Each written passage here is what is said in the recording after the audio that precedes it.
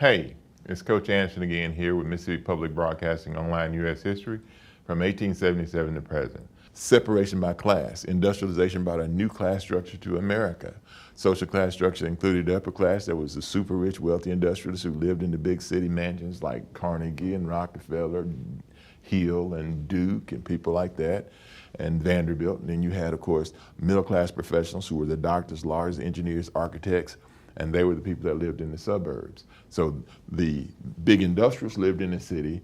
The professionals, the managers, they moved out to the suburbs. And then you had the factory or the lower class work people that lived in the cities in these huge tenements.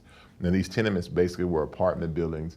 And the problem with them is that they were grossly overcrowded. And you would have, in some cases, 2-3 families living in a two-bedroom tenement or a one-bedroom tenement apartment. The wage gap.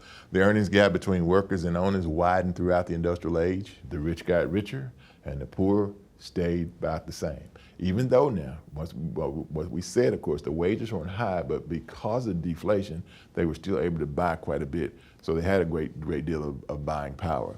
The cost associated with industrialization meant that all members of the family worked. So if you were a child, and if you saw that film, of course, children worked. They didn't go to school, they worked, because the more people that worked, the easier it was, of course, for families, of course, to survive. There was also an earnings gap between workers. Citizens typically earned more than immigrants. Some immigrants made more than other immigrants. If you were black workers, you made less than immigrants, and women made less than everybody. So in looking at those wage gaps, it wasn't just between the wealthy, of course, and then the poor, but there were delineations between the poor, of course, in terms of who made what. Urban problems. City life was ripe with disease, fire, overcrowding, and corruption. At the heart of the health scares was sewage issues, which triggered epidemics of cholera and typhoid. Political machines become a problem. Political machines and party bosses would enlist immigrants for their political support by offering them jobs and shelter when they arrived in the cities. Those party bosses would amass powerful bases that controlled city government that would be full of graft and corruption. One of the things that would happen when you got off the boat, of course, at Ellis Island, and then you were coming into the country, these political operatives would meet you down at the docks, and what they would basically tell you: you need a place to live, you need a job. If you will vote Democrat or if you will vote Republican, then of course we'll help you with those types of things. Once again, I keep telling you guys, I'm a big movie fan. If you've ever seen a movie called Far and Away, it's very good in terms of giving you some historical context on things. They were Irish, came to America. They ended up, getting involved with party bosses. Eventually, go and take part in the Oklahoma land rush.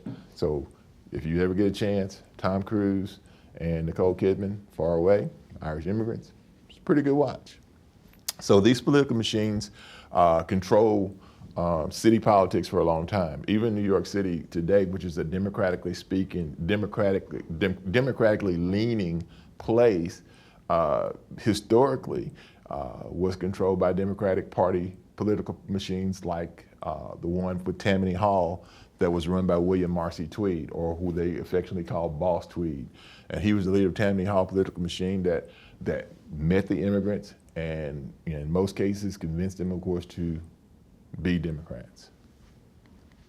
Thomas Nast. He was a cartoonist, and one of the things that he would do, of course, is he would draw cartoons and have them published, and he would poke fun at the political machines and specifically people like Boss Tweed. And what you see here is it says the ballot in counting there is strength, and that's what's the matter. Tweed, as long as I count the votes, what are you going to do about it? And in most cases, this is what leads to the corruption, of course, in the country, because basically people like Boss Tweed can use their positions, of course, to manipulate city governments to do the things that they wanted. And what usually happened is they got two things to happen. Number one, they got immigrants to vote for their particular candidates. And number two, they made money off corruption in the city governments. All right, this is the guided reading questions. Of course, we have 3 guided reading questions for this particular lesson. This is number 1, how was life in the big cities different from life on the farms and in small towns? How the living conditions of urban working class different from those of other social classes?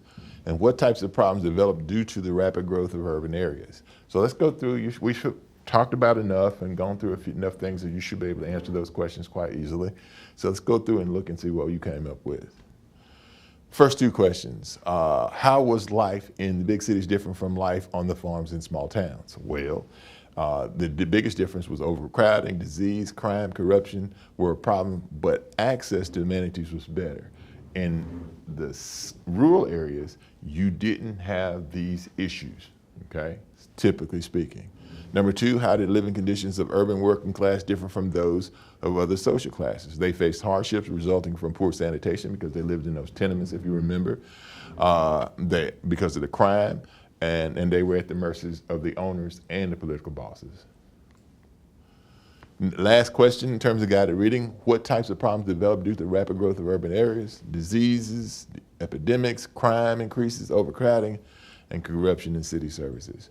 So, one of the things that we wanted you to do or point out to you in this lesson, it wasn't easy to live in these cities. And the reason why it wasn't easy is because of all the, of course, things that you'd have to kind of navigate through. What we're going to do now is look at a few of the review questions that you would see on the map assessment. Once again, if I'm you, I would write some of these questions down so that I would have access to them whenever it was, of course, I need to study for my map test. Complete the following statement with the best answer, and that's the key, the best answer. That doesn't mean that it's not, some of the other answers couldn't be right, but we want the best answer. Number one, New York City and Chicago's population both grew to over 2 million people by 1900, primarily because of A, land in the West becomes scarce. B, oil production caused people to move to cities for stock speculation. C, southern states experienced a decline in farm production. D, industries provided steady wages. Well, there are probably two answers that you probably could have considered. And that would probably be C and D, but the best answer is that industry provided steady wages. Let's see if we have another question. This is, what was the main reason disease spread so quickly in American cities in the late 1800s? A, mass transit caused pollution. Poor sanitation and proximity, people lived to each other in the tenements. C, not enough electricity to preserve enough food. D, city services, corruption. The best answer in this particular case would be B, poor sanitation and proximity, people lived to each other in the tenements. Because of the poor sanitation, a lot of the times people would take their waste and they had plumbing, but plumbing usually was something, of course, that was for the upper classes and for people in the suburbs. In the case of the people who were the low industrial workers, they usually, end up throwing their waste out into the streets. And because of that, that's where some of the issues in terms of sanitation comes in. Last question. During the Gilded Age, which is this period that we're talking about of immigration here, immigrants supported political machines in exchange for war. So why did they listen to people like Boss Tweed? A, for university admission. B, for jobs and shelter. C, for civil service reform. And D, for reduced corruption. And once again, that's an easy one. And the answer, of course, would be jobs and shelter. Once again, if you ever see that movie Far and Away, it gives you great insights in terms of looking at this particular period in the history of the United States of America, from the Gilded Age to westward expansion to the Oklahoma land boom. So I encourage you this weekend, maybe go out or find that movie somewhere online, look at it, and it'll give you some great insights in terms of what life was like in early American society. And also, don't forget, we gave you another movie recommendation, also called The Gangs of New York. And once again, they are very good resources to give you an idea of what life was like in American cities, and even in terms of looking at westward expansion. Once again, this is Coach Anderson here from Mississippi Public Broadcasting Online, U.S. history from 1877 to present. Remember, as I always say, don't take my word for it. Go through, look and do your own research, because America's history is your history.